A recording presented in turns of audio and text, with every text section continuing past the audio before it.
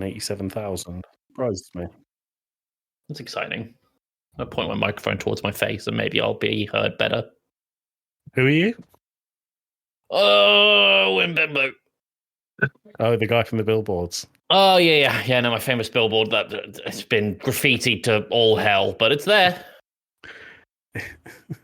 They shouldn't have put it next to a school, should they? No. That was Just mistake number one. Just that horrific green creature staring down at them while they're trying to learn basic maths. Yeah. I really wish they didn't go with the slogan "Touching hearts, touching minds" because that was just open to graffiti options.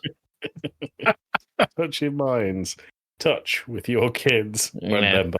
They what all they've done is just round out the D in minds and change the S to an R.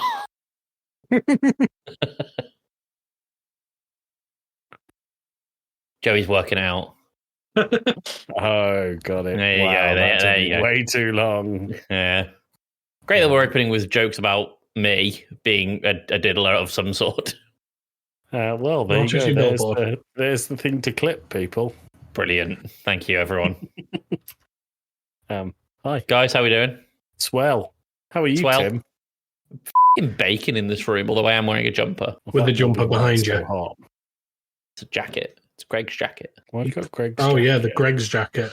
Yeah, Alex was there. Were you there when I bought the Greg's jacket, or were you there when I bought the Greg's? I definitely bought Greg's Crocs, I think, with you, didn't I? Didn't you buy them at the same time? Yeah, it was all at the same time. You just say all of these things you're saying should never be said out loud. No, the worst of it is, I'm sure you were in the queue with the slippers, and it was for some reason the queue was 7 miles long, and we were about halfway through it. It's like, oh man, I really want the jacket. Can you go and get me the jacket? It's like, yeah, fine. There was also a Greg shirt for a while and some Greg shorts. I had the ensemble. Do you guys, when you meet up and hang out, because you don't do it very often, do you always go to Primark? Or yeah. Also, all thought goes out the window. That implies that thought had come in the window, so... Yeah, true. That's, yeah. Yeah. So, for our eagle-eyed listeners on Discord, I'm going to date this episode. Alex posted something about Oreo-flavoured Coke Zero. Oh, yeah. I heard, yeah. Did you guys manage to get any? No. I went back to my local Tesco's. I needed a few other bits anyway, so I thought, well, while I'm there. And but people had all gone. The shelves had been stripped bare, ransacked. Honestly, it looked like there'd been looters going through. Well, I got a can of the stuff. Oh, yeah. And I would like to try it here on the podcast. How does that sound? Sounds exciting. So, for validity, Alex. Yeah. There's my proof. That is a can of Coke Zero Oreo, okay? Mm-hmm. Joey, do you like Oreos? They're okay. I think they're a bit nothingy. All right. Do you like Coke Zero? No, I actually think Coke Zero is disgusting. I think Coke is disgusting compared to Pepsi. This is going well, isn't it? It is sealed, as you can see. Look, it's upside down. Nothing's coming out. If that whole thing just opened on your keyboard, then. Thought I heard a noise. I thought I heard a...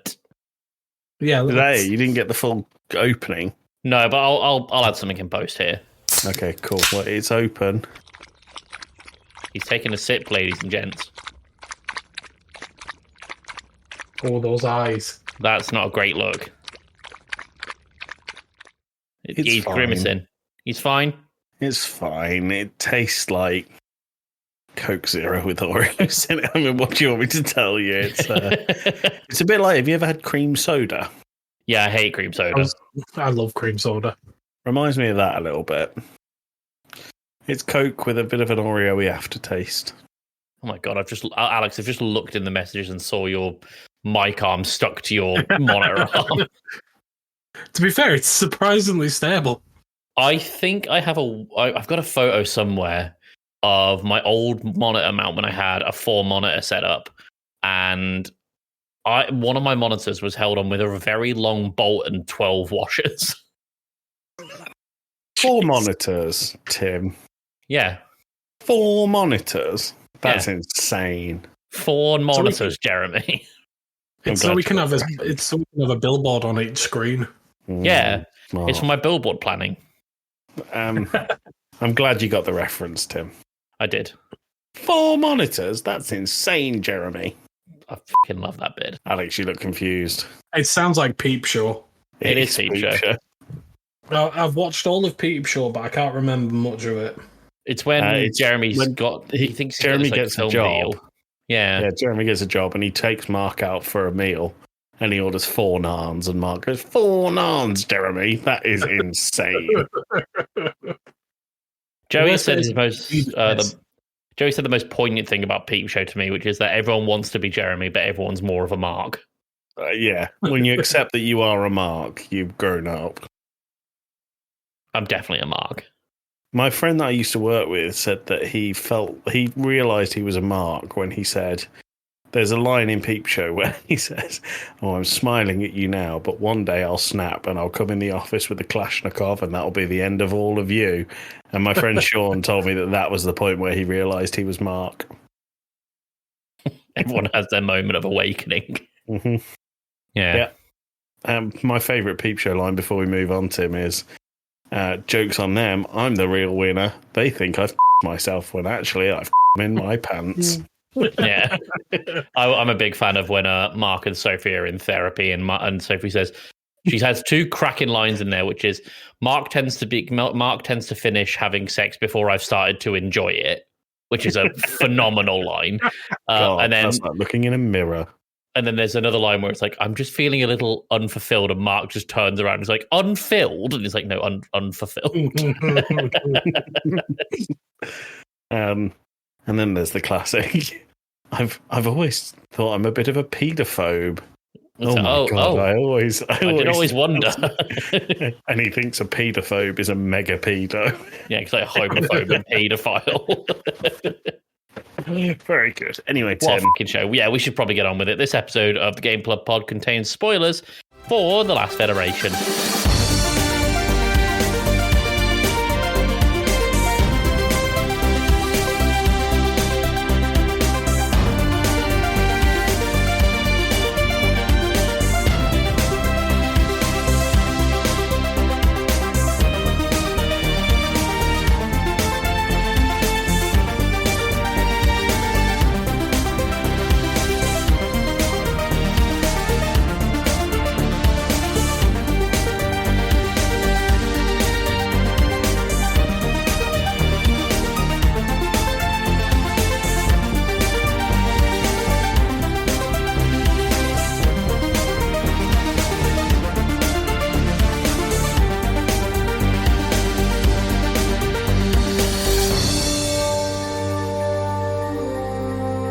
Hello and welcome to Game Club Pod, a fortnightly video game discussion podcast where we discuss video games once every 2 weeks, as I've just said in the prior half of that sentence.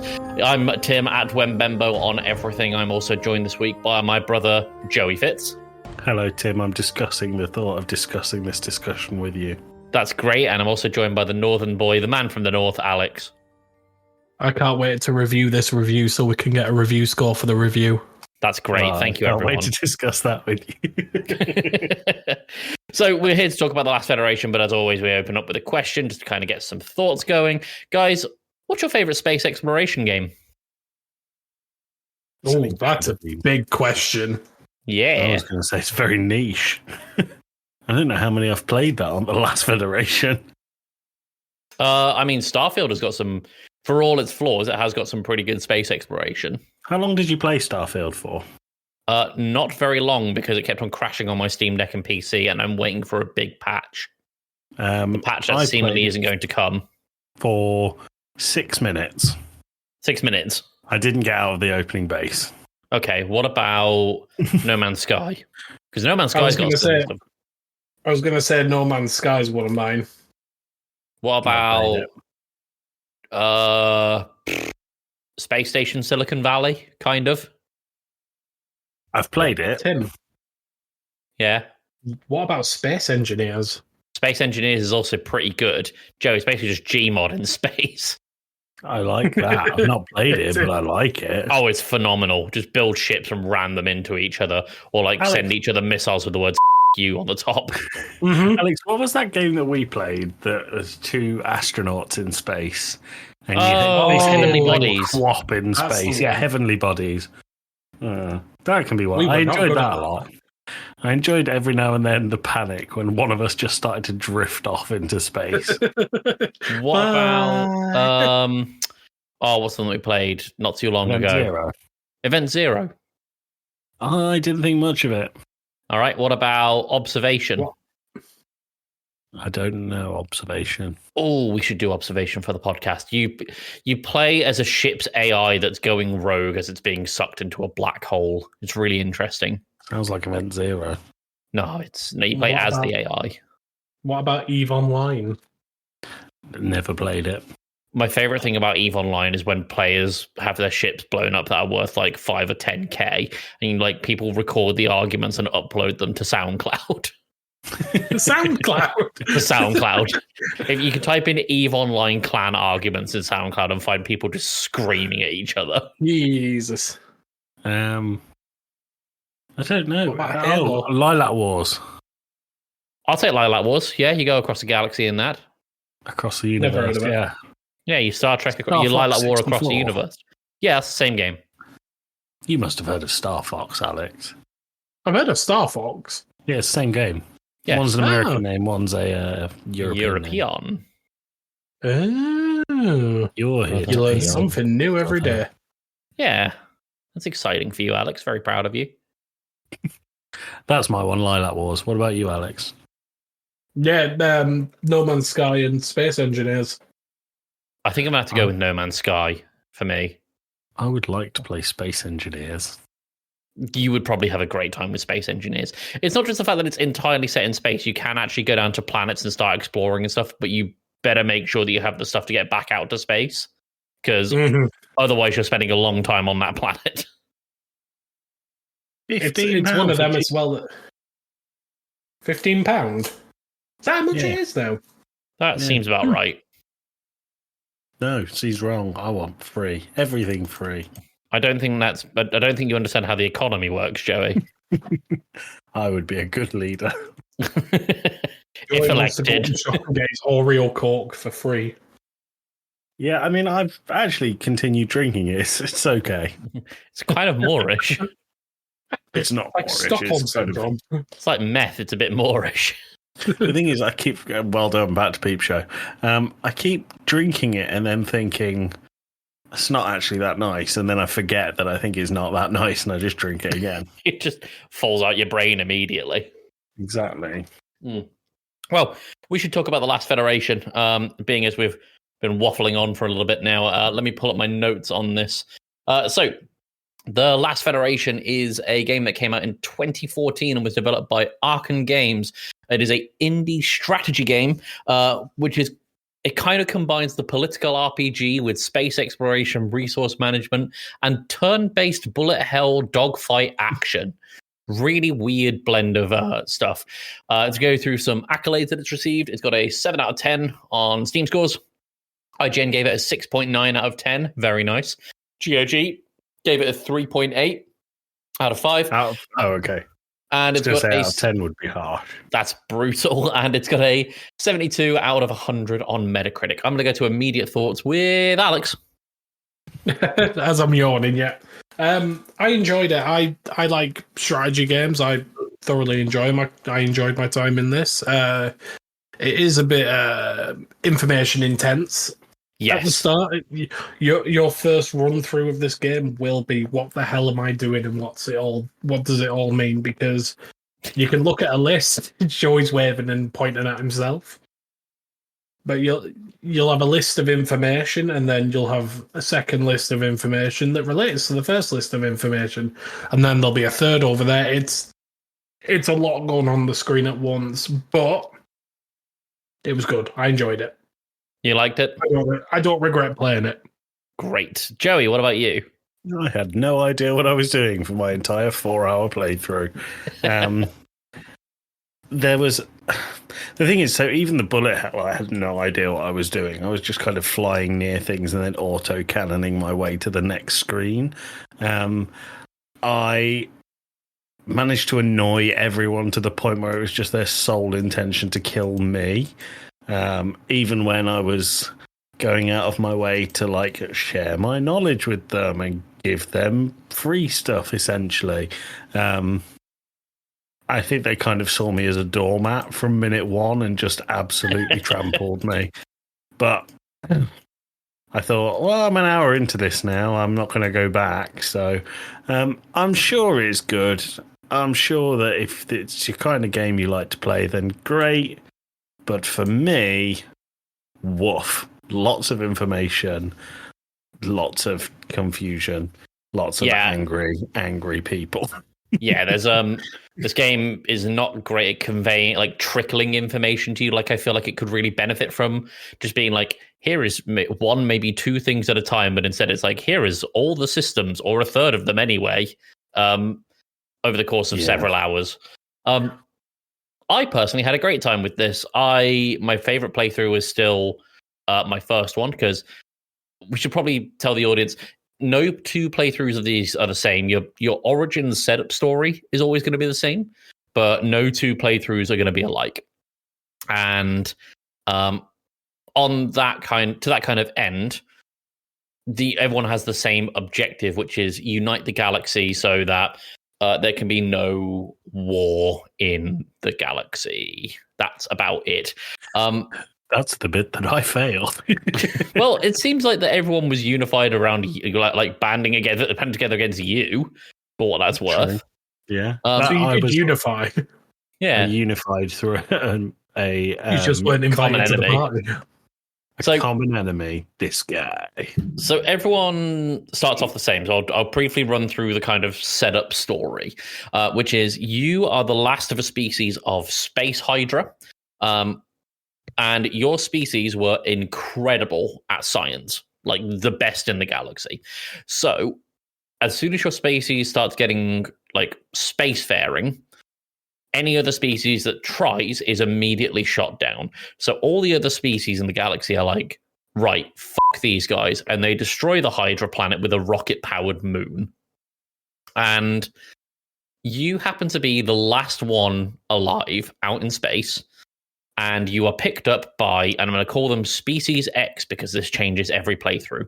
And you are held prisoner by Species X for a number of years until you're able to escape, steal a flag-bearing ship, and then your goal is to go out into the galaxy and unify the planets to bring peace to the galaxy so that none of this happens ever again.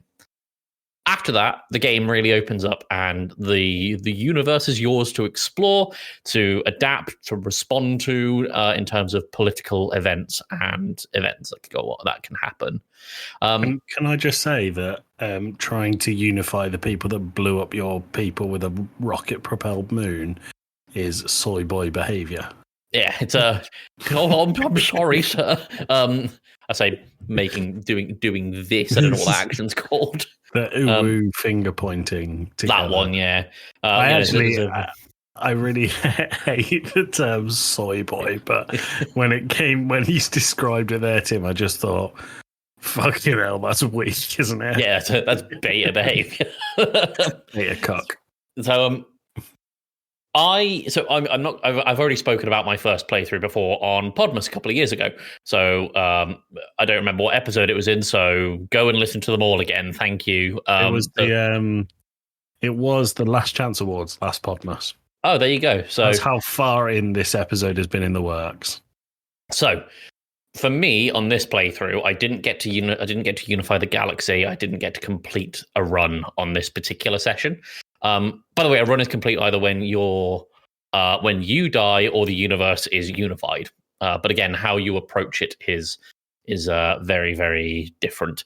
So what I tried to do this time around was, instead of me, committing a ton of espionage and trading secrets between planets, because the Hydra are amazing at science, I tried to increase everyone's resources and medical capabilities and share technologies, aside from the people who held me captive, because they seem to be the dickheads of the galaxy.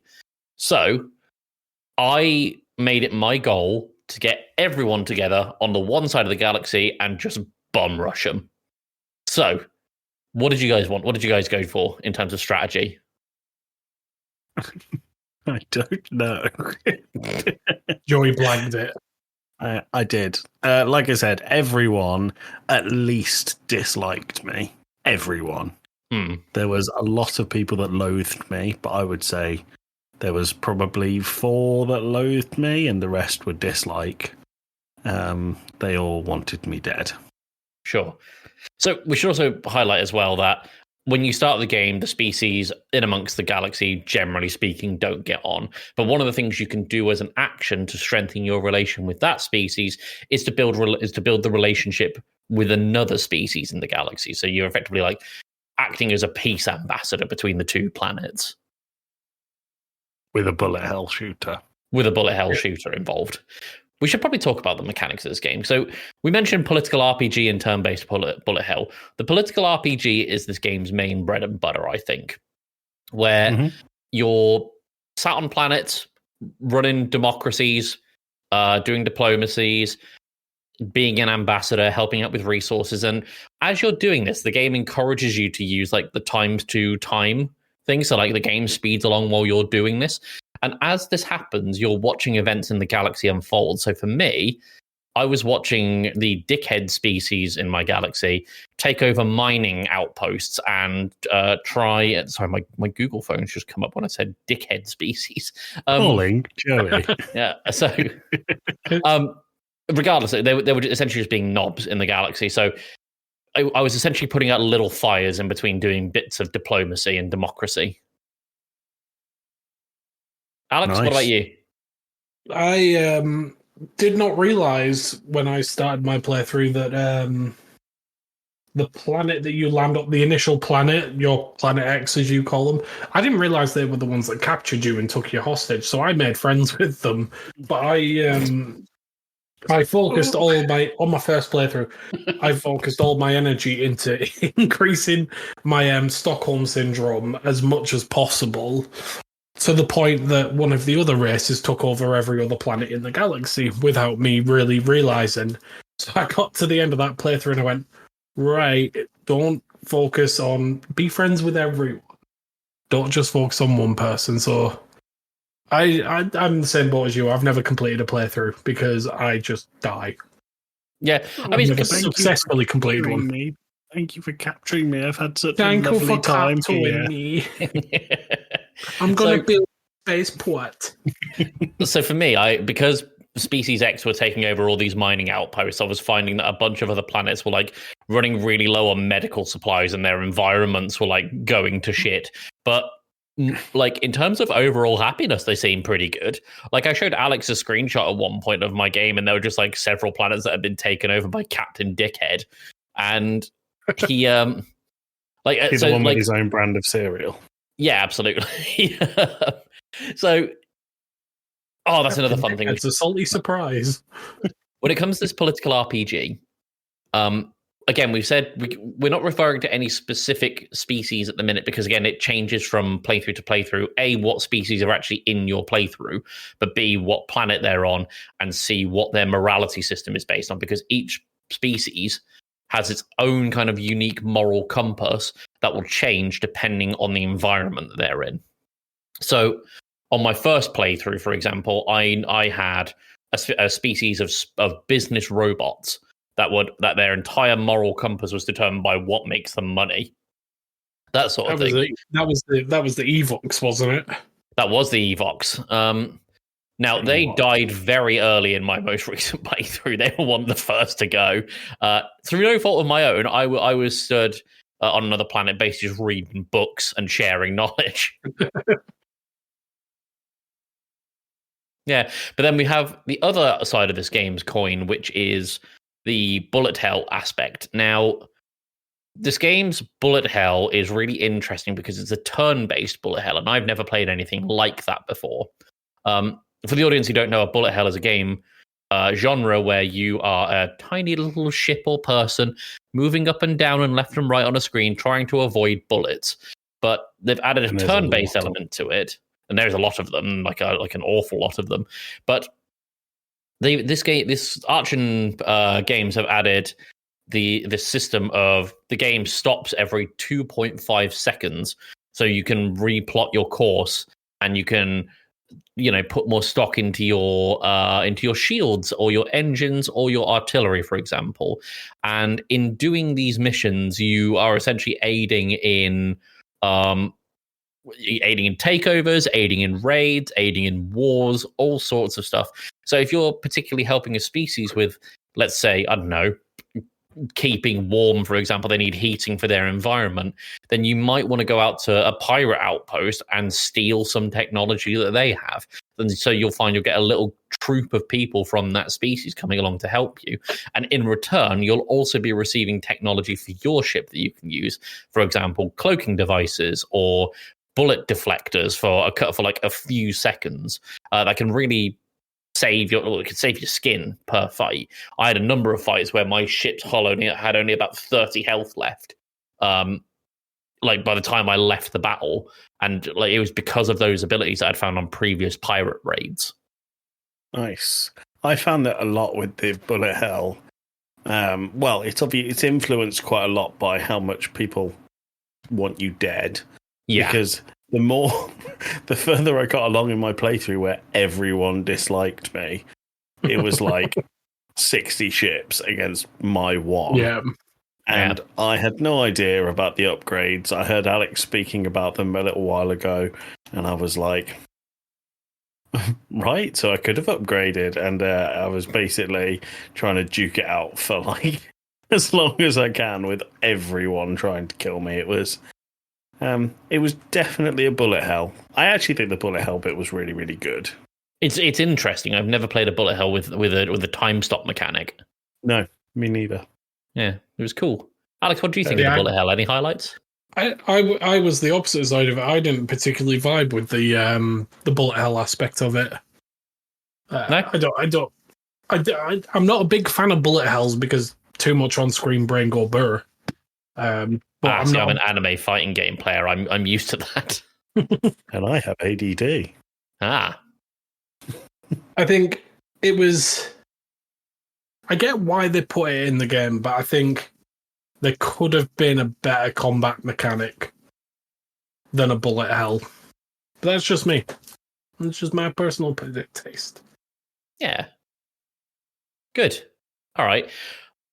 I don't know how we can talk about this game, to be honest. It's really tricky because everyone's playthrough is different. And Joey, you said you didn't have much of an idea of what was going on, and Alex and I both failed to complete this run. Tim, have you ever completed a run? I've had a run where I died. Yeah, I managed that. Really good at that. Is that completing it?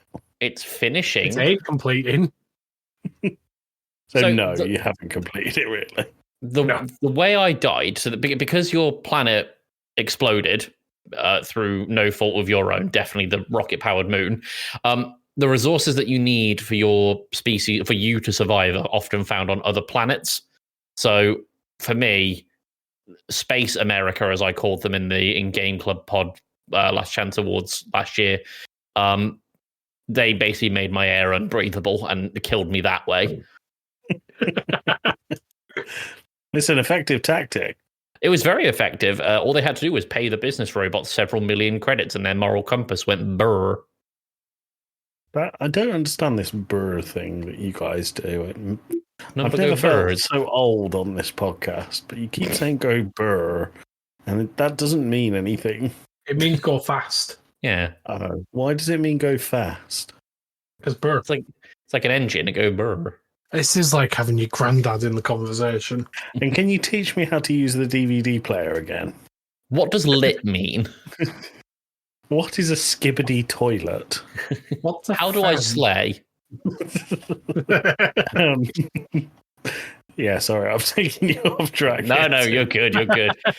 In 2.5 seconds, we'll be able to correct our course and put more stock into engines. And then we can all go brr. Well done. There we go. He's got it. By Jove, he's got it. He's done an internet. Right. I don't know how to talk about the music because there isn't much music. But one thing I did want to talk about in terms of presentation this isn't me wanting to be like, well, game narrators and tutorials should be proud and proper, but I felt like I was being spoken to by delinquent youth in the tutorials. I don't know if you guys got that with the speech management. It's like, hey, you know about this thing, right? You must be an idiot if you didn't know about this system. And I was like, I haven't played this game in 5 years, bro. I don't know what you want. Yeah.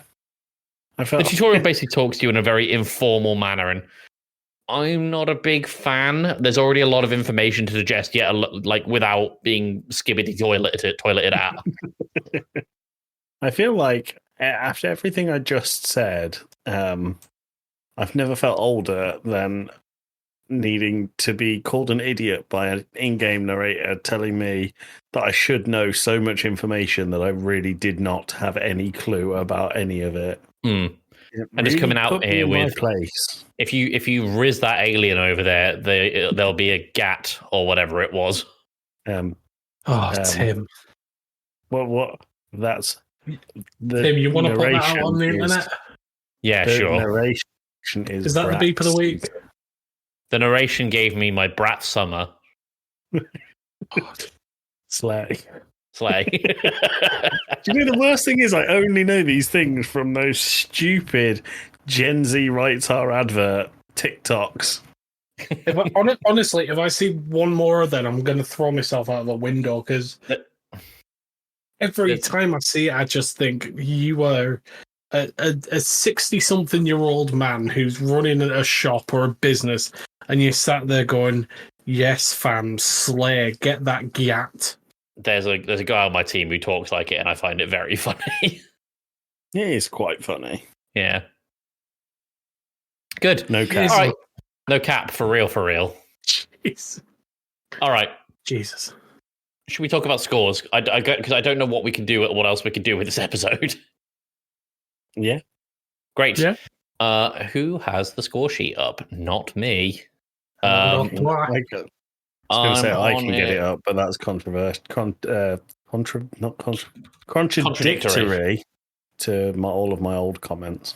Right, Last Federation. I'm going to start off with Joey. What you got for me?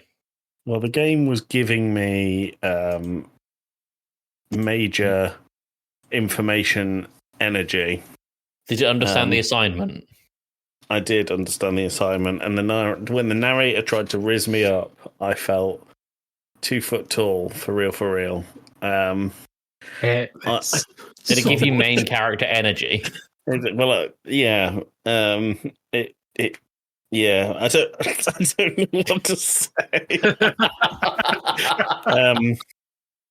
Very demure, slay. Very mindful. Yeah, nice working with you. I didn't have the best time, but I think this game isn't for me, and I understand why people do have a good time. So whilst I can't recommend it myself, I feel like there's a real niche here, that if you like this kind of game, this style of game, you will love The Last Federation. And to be clear, we looked at the Steam stats before.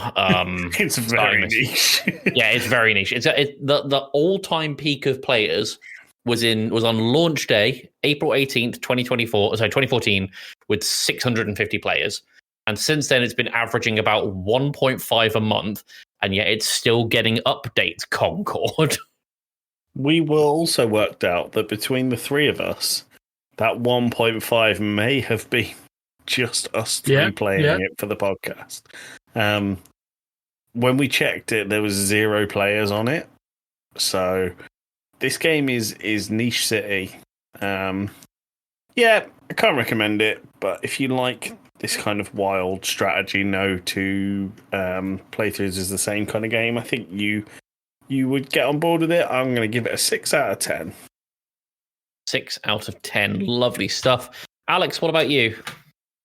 It feels like it's very much sort of, I know it's only a 10-year-old game, but it definitely feels a product of its time. I think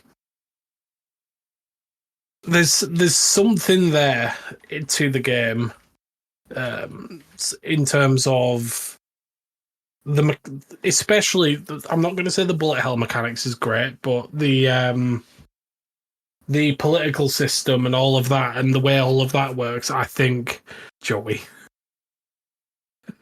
I think is there's something there, and I think if they revisited it and did it again with modern technology and modern, I'm going to close that chat with for the people not in the recording. Joey is sat there putting youth slang in our chat. Yeah, there's something there. If they revisited it, it could be something really good. And if they get rid of the bullet hell aspect of it, it could be really good.